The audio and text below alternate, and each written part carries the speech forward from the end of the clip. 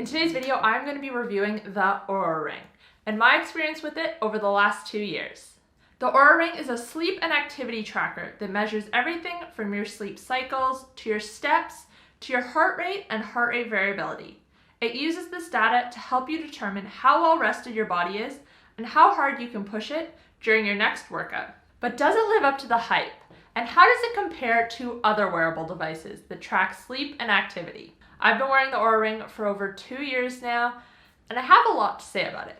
Some good things and some not so good things. So in today's video, I'm going to break it all down and let you know if I think it's worth the hefty price tag.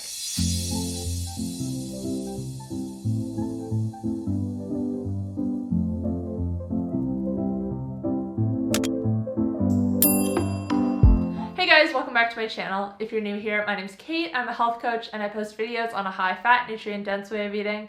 If you like this video, please give it a thumbs up, feel free to share, and make sure to subscribe. And make sure to follow me on Instagram, Twitter, and Facebook, where I share new posts every single day. I'm going to start today's video off telling you about what the Oura Ring is and how you can use it. Then we will get into what I like about it and what I don't like about it. And I will finish off by giving you my final verdict. The Oura Ring is a wearable device that you wear on your finger. It monitors your body's pulse, movement, and temperature, and uses this data to help you track your sleep, activity, and recovery through a mobile app. Every day, the Oura Ring app will give you 3 scores out of 100. A sleep score, an activity score, and a readiness score. The sleep score, of course, is based on how well you slept. It takes into account the duration of your sleep, the timing of your sleep, how long it took you to fall asleep, how many times you woke up during the night, your resting heart rate, your heart rate variability, and how long it took your heart rate to stabilize. The activity score sets a goal for how many calories you should burn during the day based on your sleep and readiness. If you have been meeting this daily goal, how active you are throughout the day, your training volume, and your recovery time. And then the readiness score is based on your sleep score, your resting heart rate variability, your body temperature compared to your baseline, how recovered you are, your previous day's activity, and your sleep balance. And when you get a score of 85 or above in any of these categories, you get a little crown to reward you. This doesn't really do anything, but it does make you feel pretty good. Now, because you wear this device on your finger, the tracking is more accurate than wearable devices that you wear on your wrist. This is partly due to the placement.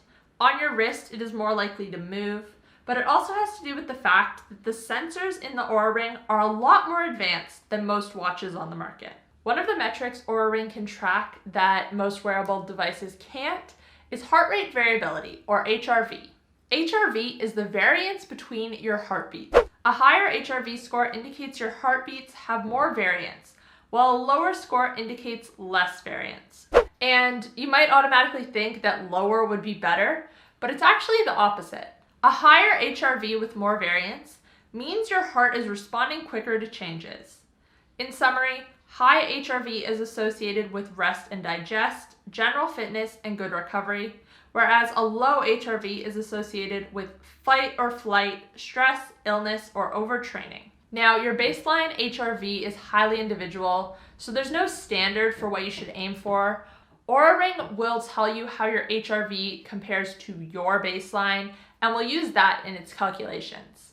There is also a new feature as of 2019 called Movement, which takes you through a guided or unguided meditation and can help you to get your heart rate down and HRV up. All right, so I basically told you that Oura Ring gives you a lot of data, but what can you use this data for? There are a lot of different ways you can use the Oura Ring to improve your health. Number 1, you can use it to track your sleep. This is what the Oura Ring is most well known for, sleep tracking.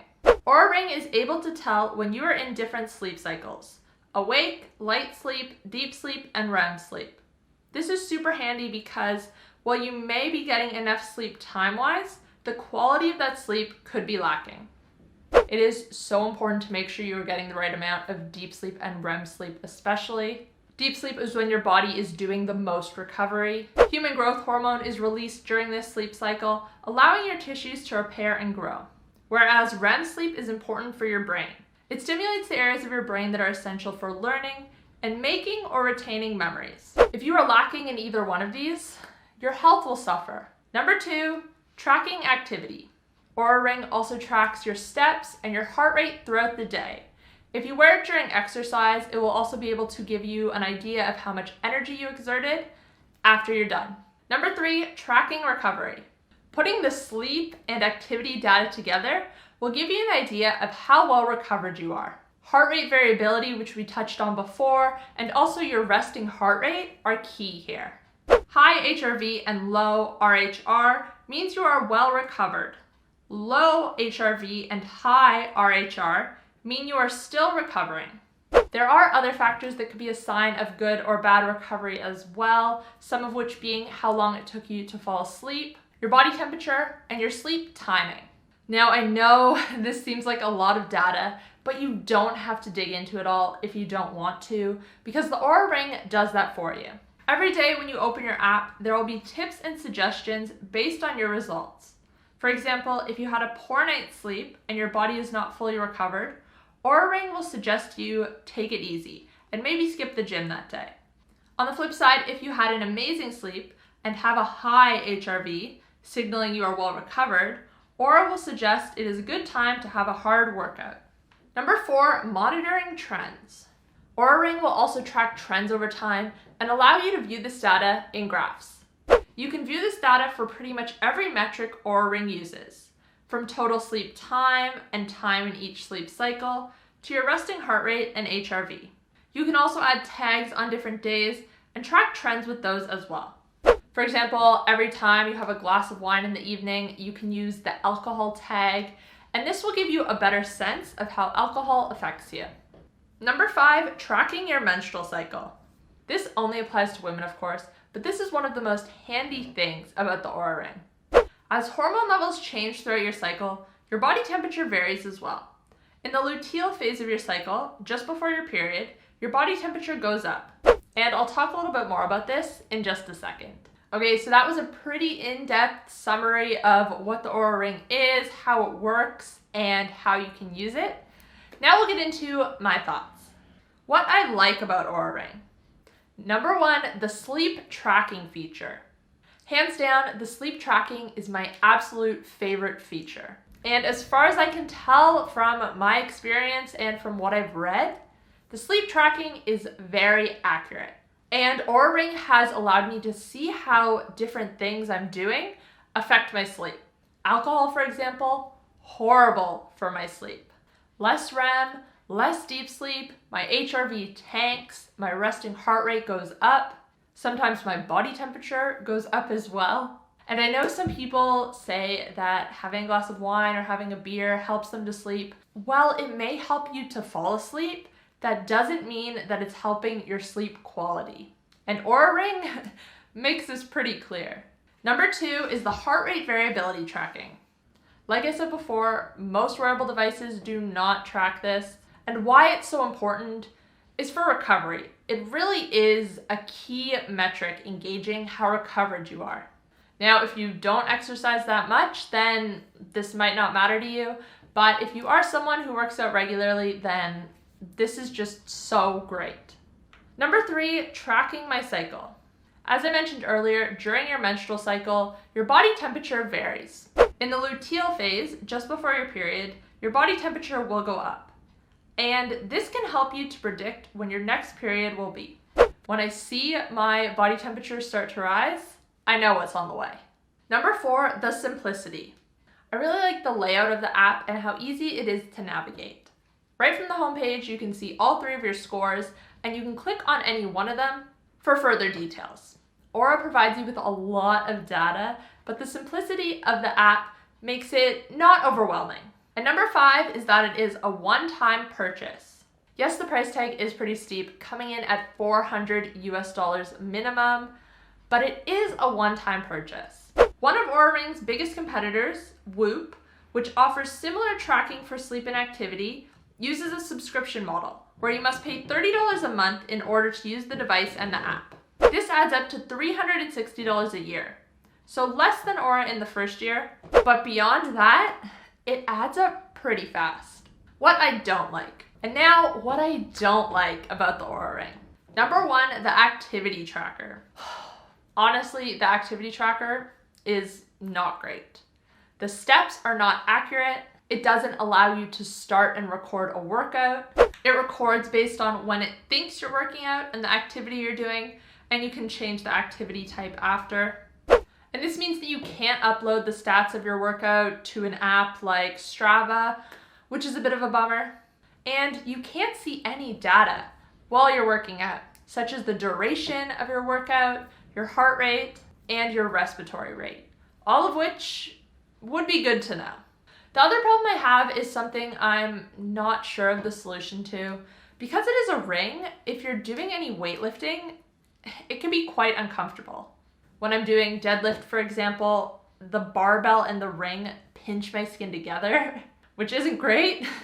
The good news here is that the app will sync with Google Fit or Apple Fit. So if you record your workout elsewhere, like on a watch or other device, then it will upload to Oura and will use that data when calculating your different scores. So this is kind of a workaround, but it does defeat the purpose of the Oura Ring being an activity tracker. Number 2 is the battery life.